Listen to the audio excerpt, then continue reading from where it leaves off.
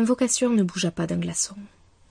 L'archer interrogea ses camarades du regard, l'embarras se lisant sur son visage. Le chaton vint soudainement lui apporter son aide, s'approcha discrètement de la petite créature et saisit les cheveux de glace entre ses dents. Effrayée, elle couina quelques pleurs craintifs. Tremblant comme une feuille, le visage caché dans ses mains.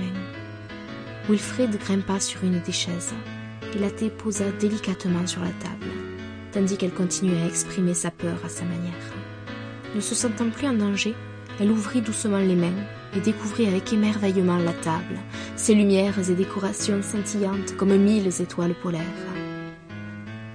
Elle déambula sur la table, slalomant entre les verres qui déformaient son apparence à chaque passage, des flocons pleins les yeux. Elle se tourna vers tous ses camarades, humanoïdes comme animaux, un petit sourire aux lèvres, rougissant ses joues, et prononça timidement quelques mots. « Oui, ici. Joyeuse nuit du solstice hivernal !»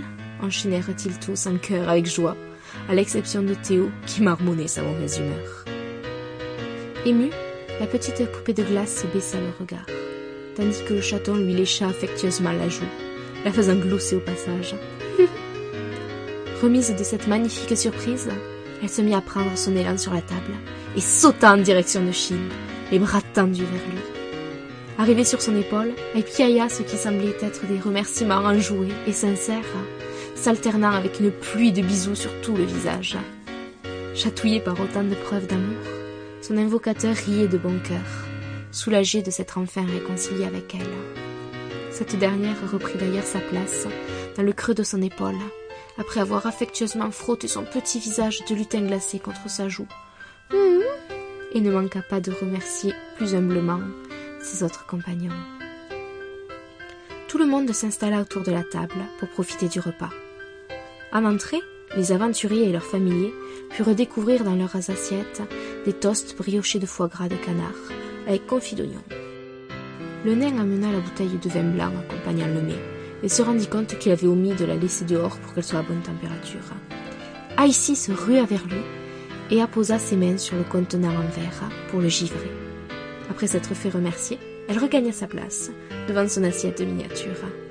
Elle s'empiffra des mini-toasts qu'elle contenait, se barbouillant la frimousse de confit, ce qui arracha un rire amusé de la part des convives. Grunlec amena ensuite le plat principal, un civet de sanglier au vin rouge, sa purée de pommes de terre aux châtaignes et un écrasé de navets et de panais. Le fumet alléchait les babines d'Éden, qui lança un doux regard vers son ami, espérant en obtenir ne serait-ce qu'une bouchée. L'ingénieur, attendri, lui servit une assiette qu'il posa à terre à côté de sa chaise. Depuis son siège, Wilfrid, moins délicat, tentait de temps à autre de divertir Bob en faisant tomber la serrurière du bout de la patte, profitant que ce dernier se lève pour subtiliser un morceau de viande dans son assiette. Icy s'amusait à faire des bonhommes de purée, à l'effigie de chacun dans leurs assiettes respectives, non sans quelques petites remontrances de la part du paladin, qui estimait qu'il ne fallait pas jouer avec la nourriture. Un petit plateau de fromage suivit ce plat copieux pour reposer les estomacs. Le nain avait pensé à préparer, en guise d'accompagnement, quelques crudités, telles que des carottes râpées, des petites tomates cerises, du concombre en rondelles, des poivrons jaunes en lamelles, des dés de pommes et de la mâche au vinaigre de cidre. Il apporta à Lumière un bol sans assaisonnement, subtilement décoré de petites frites de fromage. En noble destrier, il remercia Grunlec d'une révérence avant de déguster son plat. « Bon !» intervient Théo, encore en train de mâcher son bout de fromage. « Et si on ouvrait les cadeaux ?»« Bonne idée !» répondit Bob en s'essuyant la bouche avec sa serviette en tissu. Le pyromage se leva, sortit les présents de leurs différentes cachettes et fit la distribution des paquets, grossièrement emballés dans du simple papier. Chacun s'affaira à déballer le sien, sauf Icy, qui n'avait reçu aucun cadeau.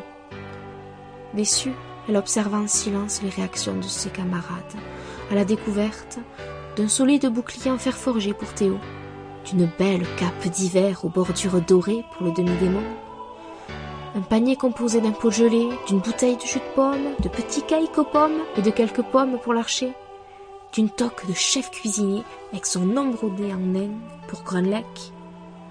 les compagnons animaliers n'étaient pas en reste.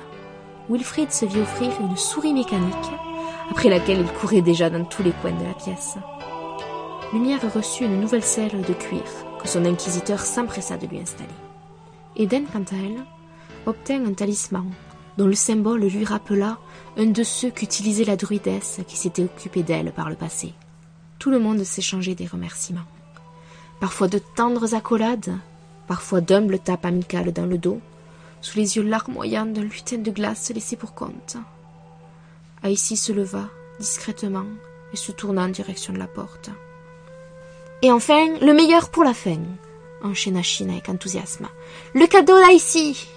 L'invocation tourna une mine rougie par des pleurs retenus, pointa son propre torse du doigt et laissa échapper quelques mots dans sa langue sur un ton interrogatif. « Bon ou non ?»«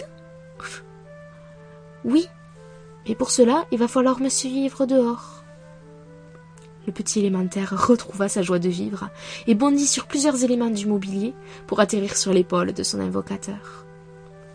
Et surtout, il faut fermer les yeux. Nishatapio ? Sinon, ce n'est plus une surprise, ajouta le demi-élémentaire d'un doux sourire. L'invocation s'exécuta, et l'archer ouvrit la porte sur un paysage nocturne enneigé. Il marcha sur plusieurs mètres, contournant la cabane forestière par la droite, et s'arrêta. Il prit Aïssi dans la paume de sa main, qui baragouina très certainement une demande d'autorisation pour ouvrir les yeux. Il s'accroupit et la déposa sur le tapis de neige. « Maintenant, tu peux les ouvrir. » La petite poupée de glace leva doucement les paupières. Elle découvrit alors, plantée à quelques pas d'elle, une adorable petite maison entièrement faite de glace. Elle se retourna vers Shin et prononça quelques sons sur le ton de l'étonnement. Il acquiesça d'un signe de tête, alors qu'il se faisait rejoindre par le reste de la troupe. Aïssi s'approcha de la maison à pas lents et regarda à travers les petites fenêtres. Tout y était. La petite cuisine au rez-de-chaussée, remplie de mobilier et d'ustensiles pour la jouer à la grande chef. Une pièce à vivre, avec un petit fauteuil, petite table basse, petite bibliothèque remplie de contes et légendes, petite cheminée avec flamèche de glace, un petit escalier de glace menant à l'étage supérieur. Aïssi ouvrit alors la porte et entra à l'intérieur pour faire une plus ample visite de son nouveau chez elle, ponctuant ses découvertes d'onomatopées de joie. « Je crois que ça lui plaît », lança Grunlec tout sourire, en posant une main sur l'épaule du demi-élémentaire. Ce dernier répondit par un timide sourire et essuya d'un revers de la manche une petite larme émue qui se pointait au coin de l'œil. Après quelques minutes, le petit lutin glacé sortit en prenant soin de fermer la porte délicatement et courut vers son invocateur en se jetant à son cou, ses remerciements étouffés dans le câlin. « Merci à toi, Aïssi. Comme tu me l'as fait remarquer, j'ai pas été très correcte avec toi.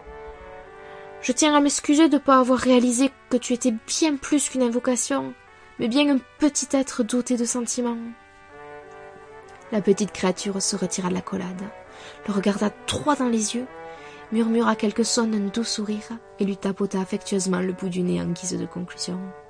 « Et merci aussi à vous tous, » poursuivit Shin après s'être remis de la réaction d'Aïssi. « Merci d'être tous là à mes côtés, d'être mes compagnons depuis aussi longtemps. Alors Théo, Lumière, Bob, Grun, Eden, joyeuse nuit du solstice hivernal !» La petite troupe se lança alors dans une chaleureuse étreinte collective et amicale. Même si le paladin s'était senti poussé par le pyromage pour se retrouver au beau milieu de ses bras quémandant de l'affection. « Mais, au fait, » s'interrogea le demi-diable au bout de quelques minutes, « où est passé Wilfrid ?» À peine avait-il fini sa question qu'un énorme fracas de verre se fit entendre. Tous se retournèrent en direction de la provenance du bruit. Aïssi ouvrit de grands yeux horrifiés. Le chaton venait de détruire une partie du toit de sa belle maison de glace et la regardait avec toute l'innocence que pouvaient refléter ses expressions félines. Fronçant les sourcils, l'invocation fit mine de se retrousser les manches et bondit depuis l'épaule de l'archer, prête à se jeter sur le chat. « Pouya » hurla-t-elle dans son élan.